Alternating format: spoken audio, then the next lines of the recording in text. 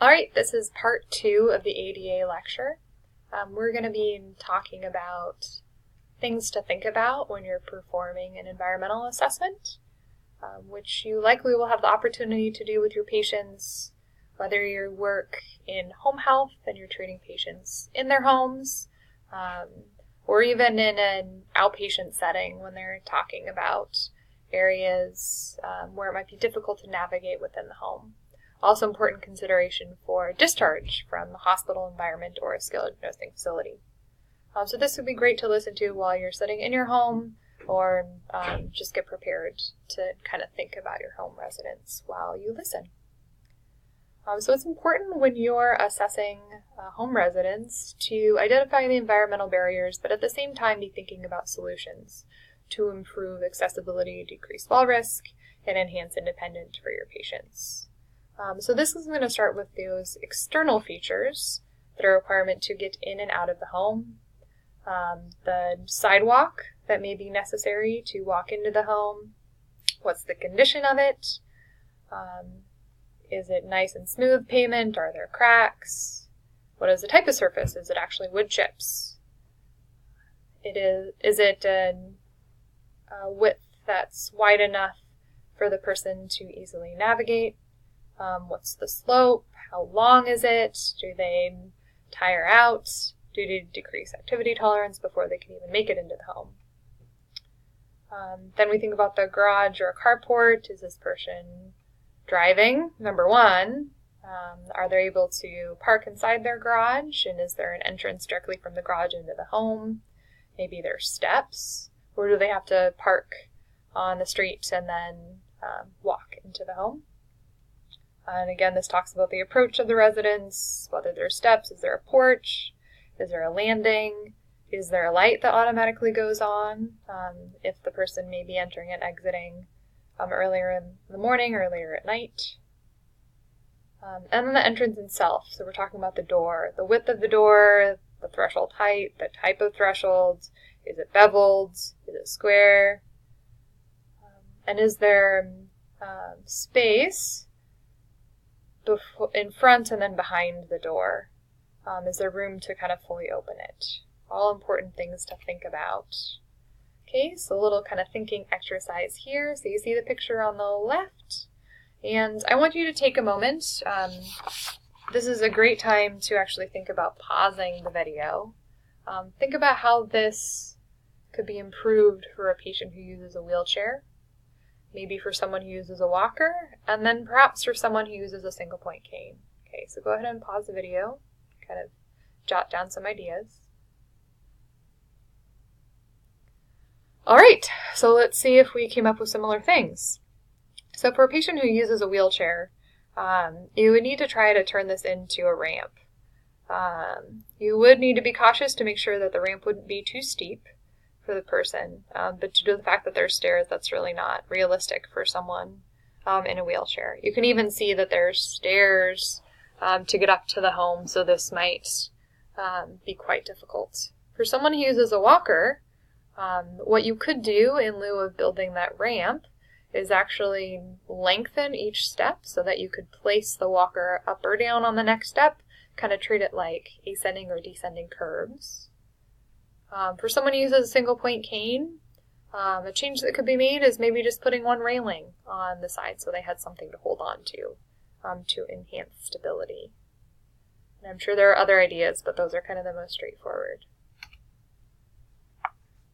Alright, so another huge consideration within a home is if there are stairs. Okay, so if there are stairs, okay, you have to think about, a patient that uses a walker. Now, they may be able to navigate up and down the stairs using the handrails, perhaps, and not need their walker. But then what happens once they get to the top of the stairs? One idea may be to get 2 walkers for the patient, and they leave one upstairs and one downstairs. Another idea may be, again, ramp, making the steps longer, or even adding a chair lift, which is basically like a little seat that the person sits down in, buckles in, and then runs up and down. If the patient's bedroom is upstairs, is it possible that this could be rearranged so they actually sleep downstairs, at least while they're recovering temporarily from whatever they're seeing therapy for? Then you need to consider if there's a bathroom, shower, and toilet facilities downstairs as well. If your patient gets easily fatigued, you want to make sure that there's lots of places to sit within the home and that these places are easy to get in and out of. So we're not talking about those low, cushy couches. What if your patient uses a front-wheeled walker? Well, we already kind of talked about a walker in general. We could talk about like different types of walkers, such as, say, the four-wheeled walker. So I'm kind of changing this topic a little bit because I already kind of talked about the front-wheeled walker.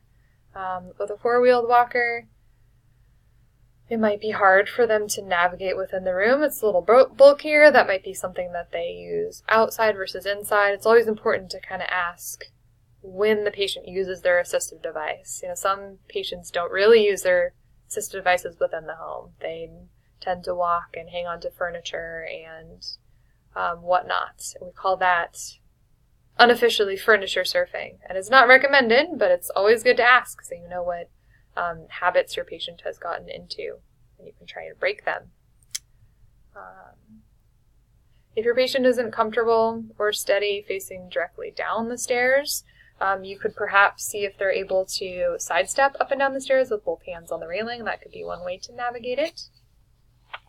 And again, this is very much a case-by-case basis. All right, some other important internal features. Okay. So just the space in general. You know, is there a lot of open space? Is there a lot of clutter? I did a home assessment once for a patient, and her organization strategy was to make piles of paper all over the floor. So you can imagine all of the different kind of circuitous walking routes throughout that, but that was a little nerve-wracking. The lighting, also the access to the lighting. So do you have to go stand up and turn on the light switch? Is it something that you can kind of press a button or clap and then the lights turn on and off? Location of where the communication devices are. Do they have a cell phone or do they still have a landline maybe? Do they have life alert pendant? They can easily push if something were to happen, and that would call the paramedics. Also, the heating and cooling control is important because just your body thermoregulation is going to change as well with some of your older patients. Okay. And then the floor surfaces and coverings. So do we have carpet? Do we have hardwood? Are there throw rugs on this hardwood? Oh, throw rugs. So throw rugs can be a huge trip hazard for your patients. So you can imagine someone with decreased swing foot clearance has the ability to catch a toe on the throw rug and then trip and fall. Same thing with someone that has a walker. The back legs of those walkers can catch on carpets very easily. So an easy fix for someone within a home who has a fall risk is to put those throw rugs, kind of roll them up and put them away. Okay, maybe that changes what type of footwear they need to wear so that it's not so slippery on the ground on the hardwood floors, but this can be a really kind of easy fix and is always one of the first things that I look for when I am doing a home assessment. All right.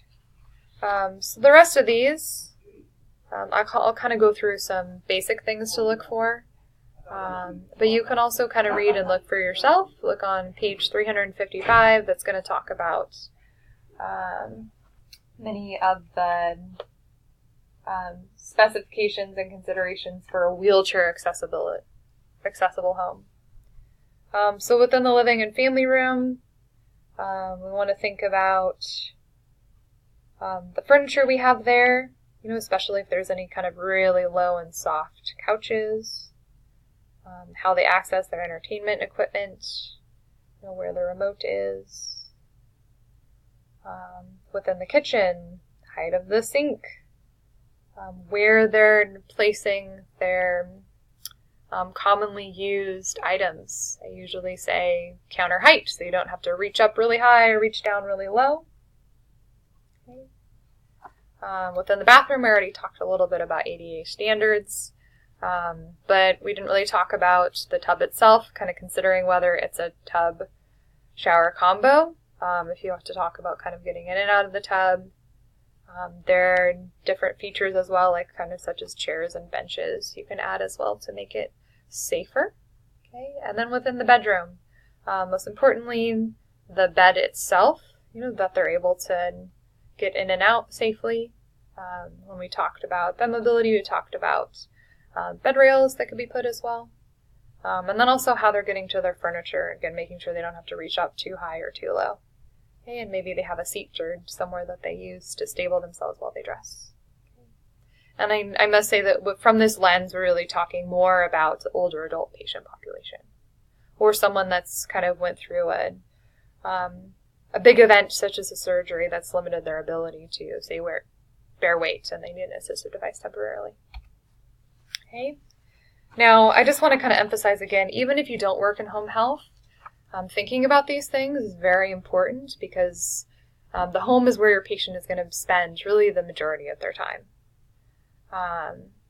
If you're working in a skilled nursing facility, you may have the opportunity to go out on a home visit prior to someone discharging home.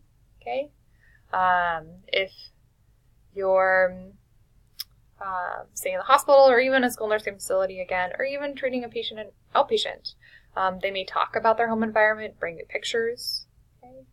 There's something called home-based outpatient rehab where therapy professionals actually travel to the patient's home. It's not exactly home health. The patient is a homebound, but it's kind of an innovative type of PT where you will have the opportunity to treat patients within their homes. And then there's telehealth, which is really kind of gaining steam, okay, and is oftentimes the patients on the other end of the video and they're participating with therapy within their home setting. Okay, so thank you for listening to the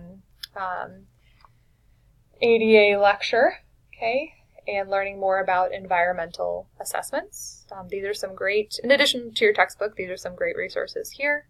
The first is the website for the ADA.